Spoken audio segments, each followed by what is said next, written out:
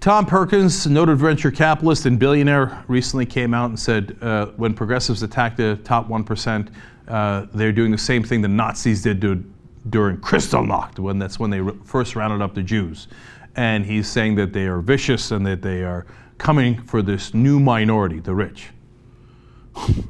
All right, now he doubled down on that comment when asked about it, and now finally he's going to go on tape and triple down. Let's watch. What were you going for? Analogy. The Jews were only 1% of the German population. Most Germans had never met a Jew, and yet Hitler was able to demonize the Jews, and Kristallnacht was one of the earlier manifestations, but there had been others before it. And then, of course, we know about the evil of the Holocaust. I guess my point was that when you start to use hatred against a minority, it can get out of control. I think that was my thought. So I love this. Now, the same guys who say, minorities, they want their protected status, they want their affirmative action and all those special privileges. Now all of a sudden they're like, no, we're the new minority, the 1% who have the most. Please, give us special protection. We already have special protections. You pay less taxes than the average guy does because it's a capital investment. Mitt Romney paid less than 13% taxes. This guy probably pays less than that. He says, oh, no, those are, I made investments, so I should pay less than the average guy does. I should have no regulation. Hey, you don't believe me? He's going to say it for himself. Keep going. You mentioned the word hatred. Yes. Do you feel threatened? I don't feel personally threatened, but I think that a very important part of America, namely the creative 1%, are threatened. The 1% are not causing the inequality. They are the job creators. It's absurd to demonize the rich for being rich and for doing what the rich do, which is get richer by creating opportunity for others. Oh, you were doing this for our benefit. My bad, man. I apologize. I didn't know that. Okay, job creators. I know the Wolf of Wall Street, when he was throwing those little people on the dartboard, he was creating jobs for little people. All right, I love the way he termed that. Did you hear that in the middle when he said the creative 1%? As opposed to you 99% who are bums and don't have the same creative talents that we have. Well, of course we get richer. We're the creative 1%. And he said, threatened? No, of course I'm not threatened. Can you name a single person in the 1% who's been threatened physically?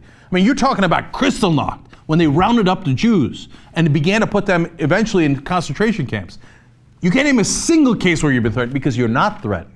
In fact, the government uses their state monopoly on violence to protect you. They bring in the cops to clear out Occupy Wall Street so you can do your shenanigans and your derivatives trading, etc., and take massive risks with depositor money and then get government bailouts for it, uninterrupted by any protests. You have all of the advantages, but in this guy's bubble, he thinks, oh, a couple of us got criticized. We're the new minority. Oh, I feel so threatened. If this is the kind of persecution that is happening to the 1%, yes, what's happening to the 99%? I think the 99% is struggling, and really struggling, to get along in America. I mean, we have ever-increasing regulation, higher costs, I think, caused by more government than we need.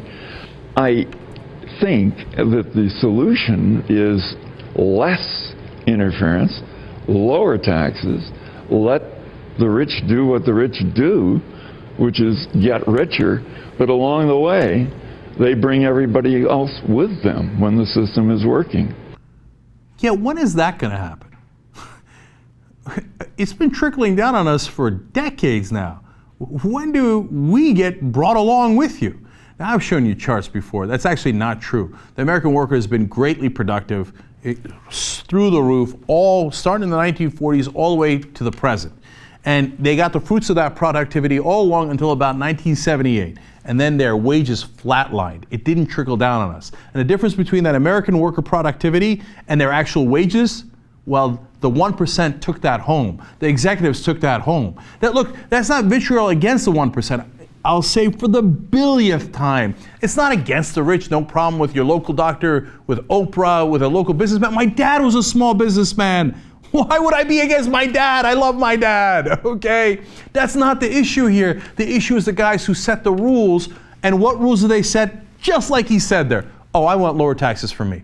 I want you to pay higher sales taxes. I want you to pay higher payroll taxes. I want to cut your Social Security. I want to cut your Medicare. But me, I want lower taxes and less regulation so I can gamble with depositors' money. And then in his bubble, he's the one that's aggrieved. He's the one that suffers injustice. Now, who's going to support this guy? Well, the people who ran his letter to the editor in the first place, the Wall Street Journal, now they've done their own editorial saying, oh, he's so right. Wow, shocking. The Wall Street Journal agrees with you. I didn't see that coming. The irony is that the vituperation is making our friend's point about liberal intolerance maybe better than he did. In other words, he just called you guys Nazis. You got upset about it, so I guess you're Nazis. That's a great twist in logic. Hey, the guys who wrote this at the Wall Street Journal, they're child molesters. What are you getting so upset for? I guess your vituperation proves I'm right, child molester. Don't get all emotional on me. And then they end the editorial by saying the liberals aren't encouraging violence. Okay, so you agree that we're not. Nobody's doing that. You made it up. But they are promoting personal vilification and the abuse of government power to punish political opponents. In fact, we're doing the exact opposite.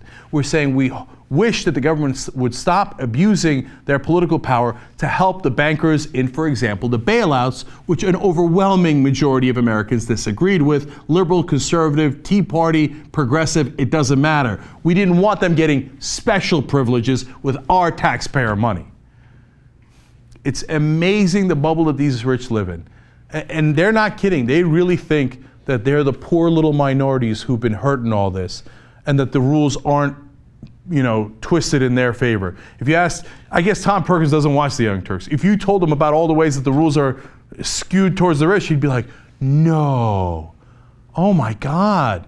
No, you know what? He'd say, I feel threatened. How dare you point out the fact that I've been robbing you blind all these years? You're threatening me. No, Tom, you're threatening us.